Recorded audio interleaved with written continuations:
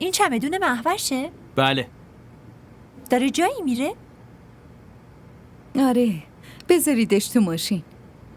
چند روز دیگه اینجا بمونم؟ جلوی من باش حرف بزنید.